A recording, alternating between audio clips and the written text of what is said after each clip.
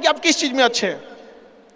तो धीरे धीरे अपने आप के अंदर वो पहचानिए, उसको सुधारने की कोशिश कीजिए और इधर उधर ज्यादा ध्यान नहीं दीजिए। मुसीबत आए तो अपने आप को एक बार थपथपाइएगा कि हाँ, आप उस एलीट क्लास में हैं जिसके सामने मुसीबत आई है, और एक समय आएगा कि जब आप इस मुसीबत को पार कर जाएंगे, और एक समय आएगा कि जब यहाँ आके आप अभी अपनी संघर्ष की कहानी बताएंगे कि हम भी ऐसा थे। और हम आप सबसे यही उम्मीद करते हैं कि भगवान से भी हाथ जोड़ के यही दुआ मांगते हैं कि जितने लोग हैं देश के, सबको एक दिन अपनी कहानी सुनानी पड़े, क्योंकि यह देश वीरों की धरती है, वीरांगनाओं की धरती है। यहाँ पर हर बच्चा यहाँ का फौलाद है अपने आप में यहाँ पर।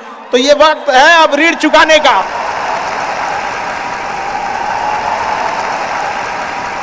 अब इस सदी में हमें अपना नहीं, अब इस देश का भी एक ऋण चुकाना होगा कि शायद पिछले जन्म में बहुत सौभाग्य, बहुत अच्छा काम किए होंगे तो हिंदुस्तान में जन्म लिए, वरना अगर जन्म के समय थोड़ा बहुत बॉर्डर क्रॉस करते ना, उधरिया हो जाते ना, अरे बाप रे बाप, अरे क्या दुर्दशा होता जिसका कोई हद नहीं। यहाँ पे थोड़ा सा बस उधर घसक जाते तो। लेकिन ये हम लोग का सौभाग्य। एक चीज हम लोगों ने गलती किया के बाद, हमने महिलाओं के पावर को ना अंडर एस्टिमेट कर दिया। हम लोग 1947 से जो पुरुष समाज है ये सोच रहा है कि देश को आगे ले जाने के लिए, अभी तक सोचिए रहा है। ये हम लोगों से गलतियां हुई हैं। और लड़कियों को हमने जो साथ छोड़ दिया महिलाओं का ना, बस यकीन मानिए जिस दिन भारत देश की महिलाएं पुरुषों के साथ कदम से कदम मिला ली, 10 साल में देश की सूरत बदल जाएगी, दुनिया देखते रह जाएगी। यहाँ पर हम इस चीज को ज्यादा समझ सकते हैं क्योंकि हमारी खुद की बहन नहीं, अपनी बहन नहीं, लेकिन अभी भी हम अपना घर देखते हैं ना तो लगता है कि बहुत बड़ी कमी है। और अगर बहन रहती तो चीजों को अच्छे से समेट के रख सकती थी। अब तो इसलिए हम देखेंगे हमको इंडिया में सबसे ज्यादा राखी बांधी जाती है, पूरे हिंदुस्तान में सबसे ज्यादा राखी बांधी जाती है। नहीं था तो हमारे यहाँ माझी जी थे ना, वो कहे कि भगवान के भरोसे मत बैठो, क्या पता भगवान तोरे भरोसे बैठा लो। तो बहन नहीं थी तो क्या दिक्कत है, दुनिया में सबसे ज्यादा राखी बांधी गई। अब मतलब आप सोचते हैं कि अगली बार, अभी इस बार 7,500 राखी बांधी गई थी, 7,500।